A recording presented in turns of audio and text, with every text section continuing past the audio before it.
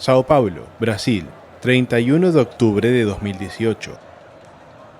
Boca Juniors acababa de empatar 2-2 frente a Palmeiras en el Allianz Parque en la revancha de las semifinales de la Copa Libertadores. Lo que, sumado al 2-0 con el que los argentinos habían ganado en Buenos Aires, les permitió clasificarse para la final del torneo. Una final que pasaría a la historia del fútbol mundial, incluso antes de jugarse. El rival de Boca Juniors en la final sería River Plate.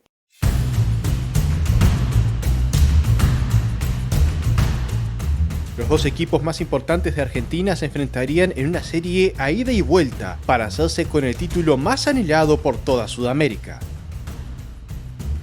El sueño de todo el mundo del fútbol se había hecho realidad.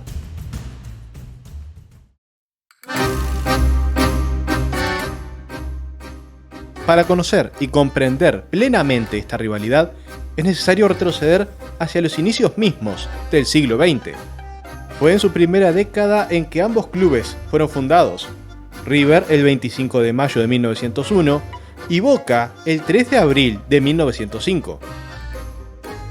En sus inicios, ambos eran del barrio bonaerense de La Boca, pero en esta época ninguno de los dos destacaba. Solamente eran dos clubes de fútbol más, entre los más de 600 que por aquella época se fundaban en Buenos Aires. Pero casi todos estos equipos apenas disputaron unos pocos partidos antes de desaparecer totalmente. Boca y River fueron de los pocos que lograron perdurar. Si bien la rivalidad entre ambos clubes no estaba instaurada a esta altura de sus nacientes historias, una encuesta publicada por el diario La Mañana en 1911 los posicionó como los clubes con más seguidores entre sus lectores, siendo River el primero y Boca el segundo. Este se considera el nacimiento de la rivalidad, aunque en ese momento solo se había enfrentado 2 veces en partidos amistosos.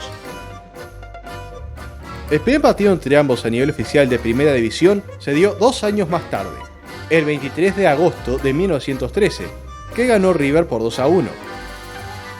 En ese tiempo, los clubes que habían dominado el fútbol argentino eran los fundados por ingleses. Tal era el caso del Alumni, que había sido el más ganador hasta ese momento.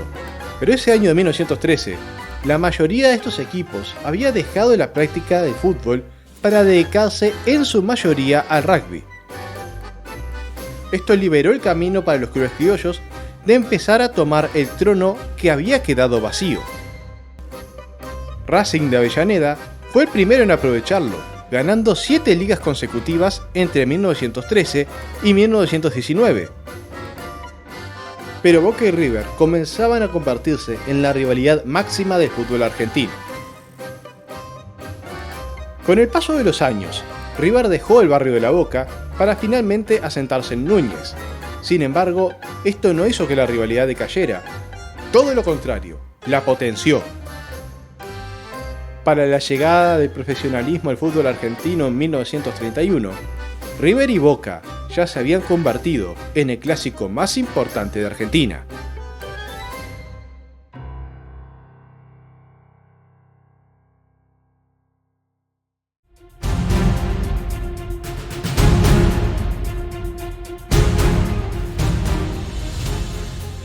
A pesar de ser actualmente los 2 equipos más ganadores de su país, River y Boca solo protagonizaron una final entre ambos en el siglo XX.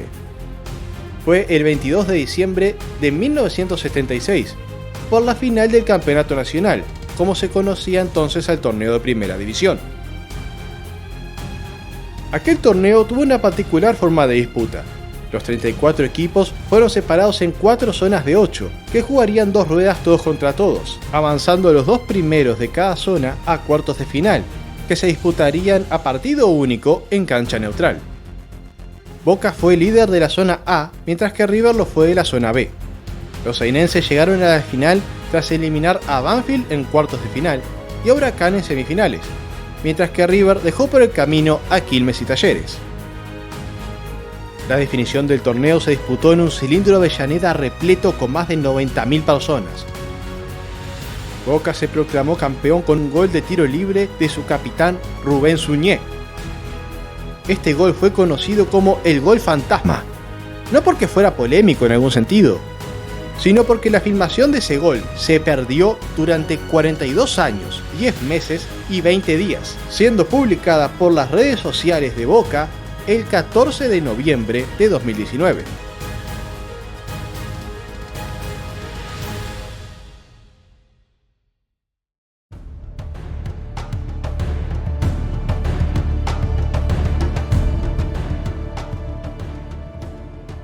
Para que un título argentino oficial volviera a definirse en un superclásico, tuvieron que pasar 15.058 días, hasta el 15 de marzo de 2018, cuando ambos se enfrentaron en el estadio Malvinas Argentinas de Mendoza por la Supercopa Argentina, a la que llegaban Boca como campeón de la Liga 2017 y River como campeón de la Copa Argentina también de 2017.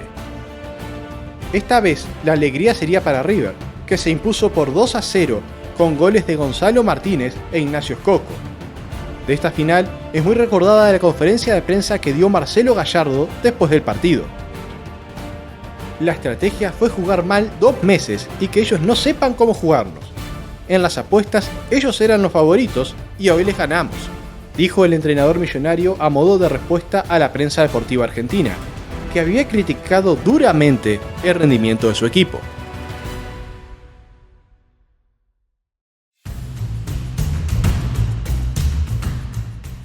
Con el nacimiento de la Copa Libertadores, esta rivalidad no tardó en trasladarse al plano internacional. Desde 1966 hasta 1991 se enfrentaron varias veces, pero siempre en distintas fases de grupos, tanto en la primera etapa como en semifinales. Recién se verían las caras en una serie de eliminación directa en 1994, por los cuartos de final de la Supercopa Sudamericana, el torneo que enfrentaba a todos los campeones de la Copa Libertadores. La ida se disputó en el Monumental y fue empate sin goles, por lo que todo se definió en la Bombonera. Carranza adelantó al Xeneize a poco de empezado el encuentro, pero Francescoli empató para la visita apenas comenzado el segundo tiempo, por lo que la serie se definió en los penales. El Mono Navarro Montoya, histórico portero de Boca, contuvo el remate de Berti y Gamboa anotó el penal que aseguró el triunfo xeneize. Ambos gigantes argentinos no volverían a enfrentarse en un torneo internacional hasta 4 años más tarde, en el año 2000, donde se cruzaron nuevamente por cuartos de final, pero esta vez de la Copa Libertadores.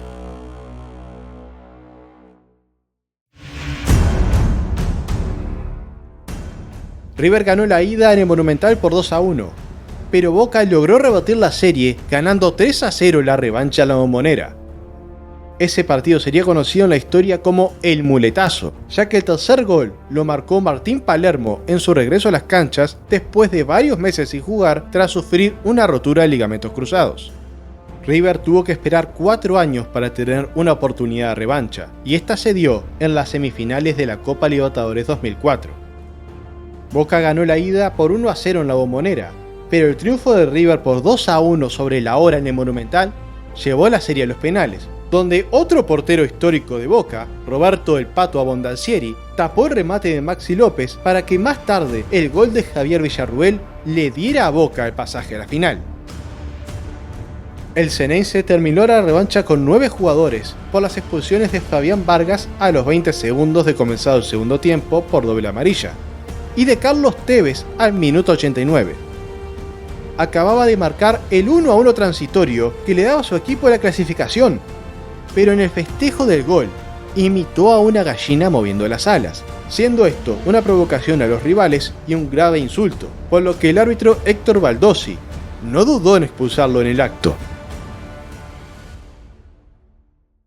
Hasta este momento, todos los duelos internacionales terminaron en celebraciones de Boca, pero todo cambió cuando Marcelo Gallardo llegó a la dirección técnica de River a mediados de 2014.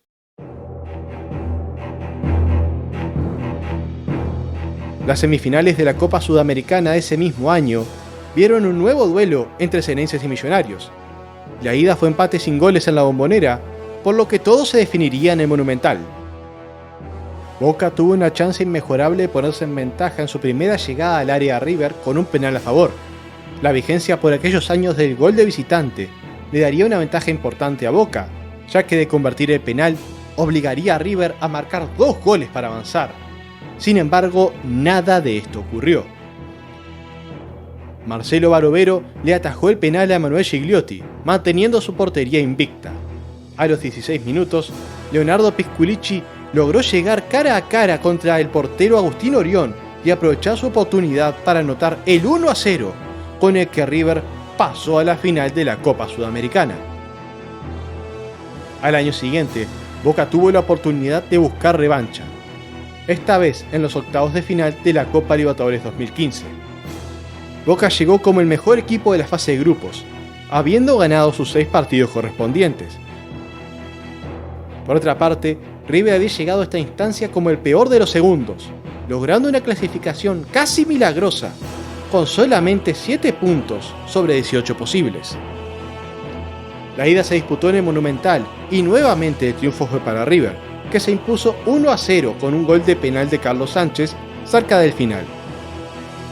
La revancha tenía todos los ingredientes para ser un partido memorable, pero terminó pasando a la historia por motivos ajenos al futbolístico.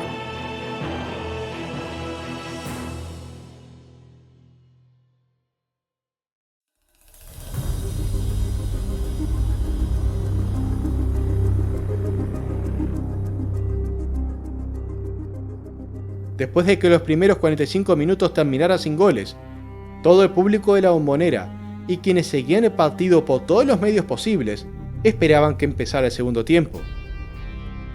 Sin embargo, cuando los jugadores de River salieron a la cancha, de inmediato denunciaron que en la manga por la que entraban al terreno de juego habían sido agredidos con gas pimienta, un producto químico que se utiliza para defensa personal y que produce una fuerte irritación en ojos y nariz. Las imágenes de varios jugadores de River, con los ojos rojos y llorosos, dieron la vuelta al mundo. Todo fue un caos. Dirigentes de River diciendo que no estaban dadas las condiciones para continuar, el cuerpo técnico de Boca diciendo que los millonarios querían sacar ventaja de la situación, y en el medio dirigentes de Conmebol, médicos y personal de seguridad de ambos clubes discutiendo en mitad de la cancha qué hacer. Finalmente se tomó la decisión de retirar a los jugadores de River escoltados por la policía, y desde ese momento comenzó una disputa política entre ambos clubes en la Conmebol. Los cenenses querían que se jugaran los 45 minutos que quedaban, pero los millonarios no querían volver al partido y pedían que se diera la serie por terminada con ellos como clasificados, siendo esta la postura que finalmente tomó la organización del torneo. Poco después, se supo quién había agredido a los jugadores de River. Se trataba de Adrián Napolitano, un hincha de Boca popularmente conocido como El Panadero, pero que no tenía ningún vínculo con la barra brava. No quería lastimar a nadie, solo quería meterles presión para que sepan que esto es Boca, dijo a modo de justificación. Terminó siendo condenado por la justicia y suspendido como socio de Boca. Estos eran los antecedentes de ambos clubes, los más ganadores e importantes de Argentina, de cara a la final de la Copa Libertadores, que desde ese momento ya se sabía que pasaría a la historia. Y más al tratarse de una Copa Libertadores que estaba pasando por una época de cambios muy profundos.